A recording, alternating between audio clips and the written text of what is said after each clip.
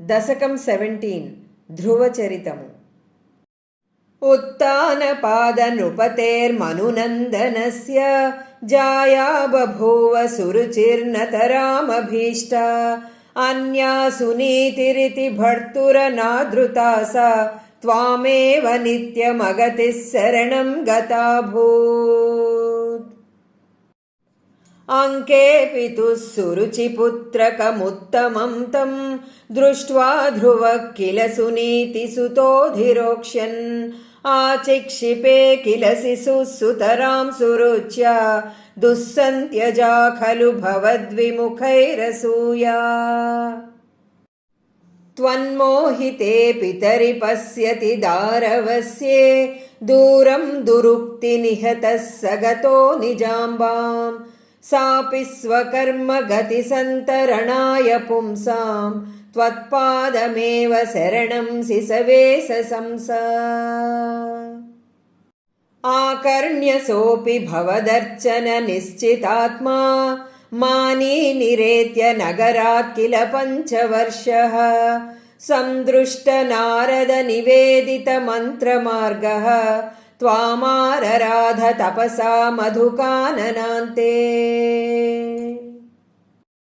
ताते विषण्णहृदये नगरीं गतेन श्रीनारदेन परिसान्त्वितचित्तवृत्तौ बालस्त्वदर्पितमनः क्रमवर्धितेन निन्ये कठोरतपसा किल 5 मासान्। तावत्तपोबलनिरुच्छ्वसिते दिगन्ते देवार्धितस्त्वमुदयत्करुणार्द्रचेताः त्वद्रूपचिद्रसनिलीनमतेः पुरस्तात् आविर्बभूविद विभो गरुडाधिरूढः।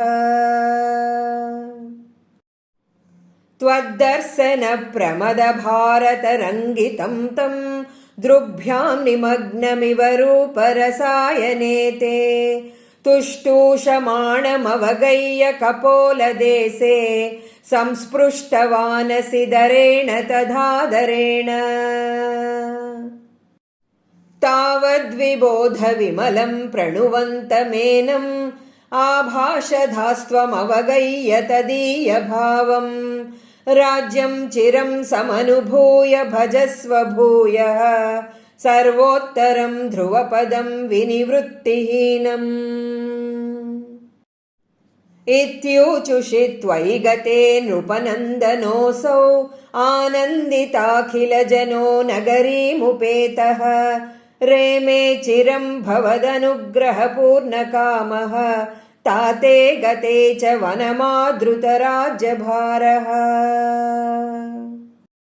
यक्षेण देव निहते पुनरुत्तमेऽस्मिन् यक्षैः स युद्धनिरतो विरतो मनुक्त्या शान्त्या प्रसन्नहृदया धनदादुपेतात् त्वद्भक्तिमेव सुदृढामवृणोन्महात्मा।